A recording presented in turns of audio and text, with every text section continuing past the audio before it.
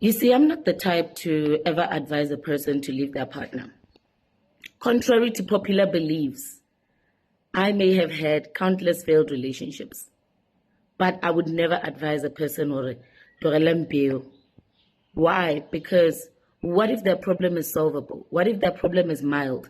Of course, I'd never advise a friend to stay in an abusive relationship or marriage.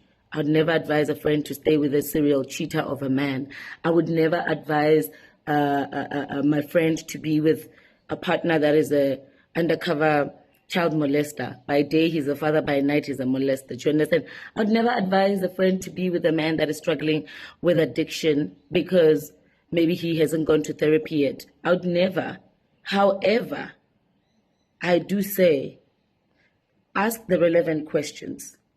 Does he beat you? Does he cheat? Is he an addict? Is he into criminal activities? You know what I'm saying? So basically, you should first ask the necessary questions before you decide to leave that relationship. Most importantly, a marriage, because when there are children involved and then you just leave, when every time you get a new partner and the first sight of trouble you run, when it's something you could salvage, when it's something you could solve by the help of a professional or something, right? So the reason I say all of this though is that the most necessary question to ask is my life and my children's lives at risk? Ask yourself, do we feel safe around this person? Do I feel safe around this person, right? Ask yourself that, because if you don't feel safe, you should ask yourself, why am I still with him? Are you trying to fix him? Do you have codependency issues? Are you trying to be the fixer, Bob the Builder? I'm just saying. All right, now let's get into it. I've been sitting in the sun, guys. I'm sunbathing, trying to get some vitamin D to heal my flu. Let's get into it. Well, this right here. I want you to read this right here. I'll give you a second. Read it. Okay. In life, when you do decide to leave that partner that is toxic, that is an abuser, whatever challenges you're dealing with there, before you decide to walk away, my friend, just know that you're going to be subjected to this.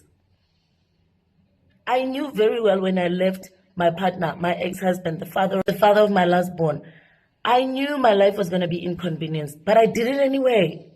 I knew my life was going to lead me to being homeless, whereby we don't have a home because we cannot afford a home.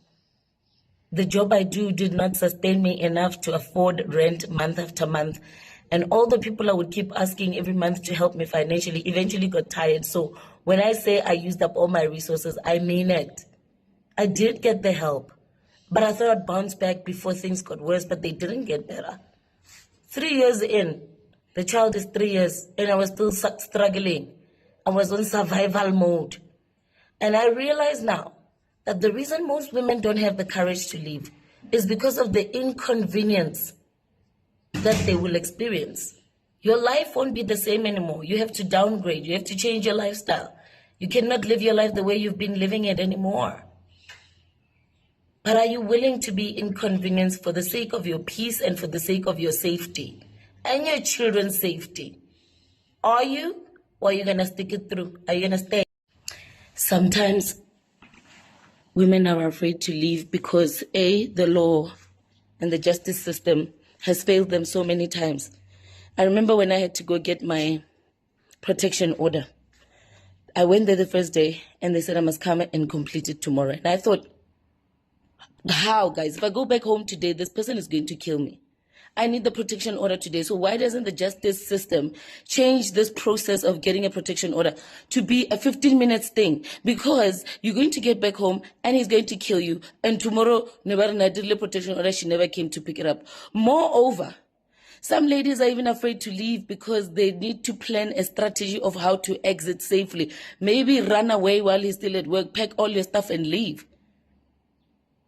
But I was willing to be inconvenienced for the sake of my health and my children's lives. So then I ask you, my friend, I'm not going to ask you to leave him. I'm going to ask you why. Why aren't you leaving? Is it because you're afraid of what will people say? Syndrome? Batho ba tla reng? Batho ba ka gae ba tla reng? What will my friends say? Are you afraid that it will be yet another failed relationship on your record of failed relationships? Why aren't you leaving? Is it because financially you know you won't survive and your life has to take a setback?